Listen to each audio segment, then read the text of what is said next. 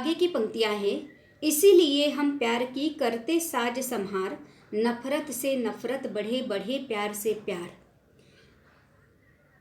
तो बच्चों, हमें अच्छी तरह पता होना चाहिए कि प्यार से प्यार बढ़ता है।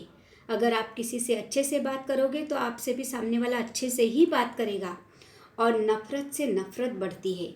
अगर आप सामने वाले से अच्छे से बात नहीं करते तो वो भी आपसे अच्छे से बात नहीं करेगा। अगर इंसान प्यार से और अच्छाई से रहे तो हमें अच्छा ही रिटर्न मिलता है, और इसलिए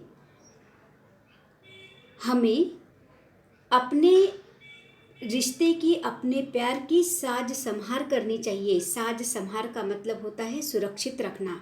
हमें बचा कर रखने आना चाहिए अपने प्यार को, अपने रिश्ते को। तो जो इंसान अपने रिश्तों को, अपने प्यार को बचाए रखता है वह हमेशा प्यार ही पाता है। आगे की पंक्तियां है, भांति भांति के फूल है, फल बगिया की शान, फल बगिया लगती रहे मुझको हिंदुस्तान। अब यहाँ पर कवि कहते हैं कि भांति भांति के मतलब अलग अलग।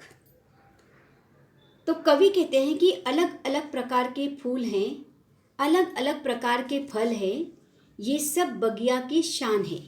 बगिया मतलब बच्चों बगीचा।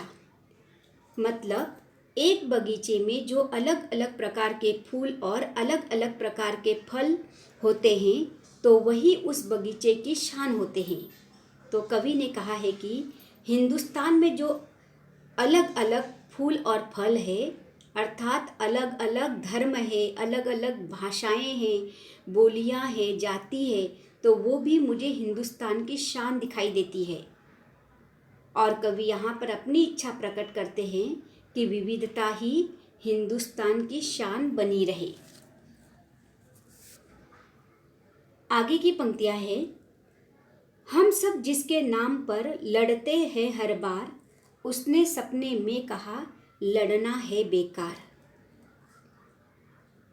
तो कवि कहते हैं कि हम सब जिसके नाम पर, अर्थात धर्म को लेकर, भाषाओं को लेकर लड़ते रहते हैं, तो जो भगवान है वो हम सभी के एक ही है।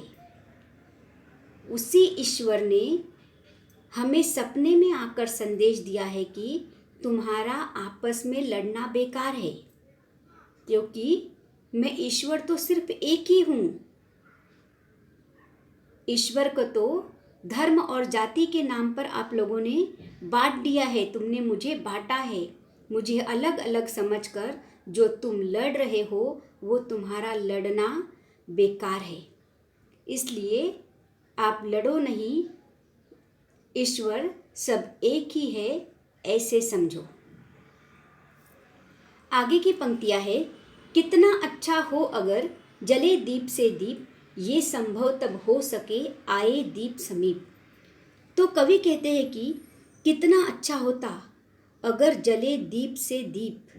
दीप का मतलब है दीपक, और यहाँ दीप का अर्थ है कि जितने भी भारतीय लोग हैं, अगर वो एक दूसरे की मदद की भावना से एक दूसरे के साथ मिलजुल कर खड़े हो जाए,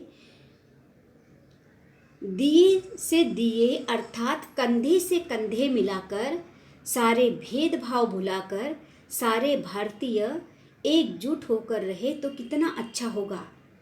फिर उन्होंने कहा कि ये संभव तब हो सकेगा जब दीप आए समीप, अर्थात सारे के सारे दीप पास आ जाए, अर्थात सब मनुष्य मात्र एकजुट हो जाए तो ये संभव हो सकता है।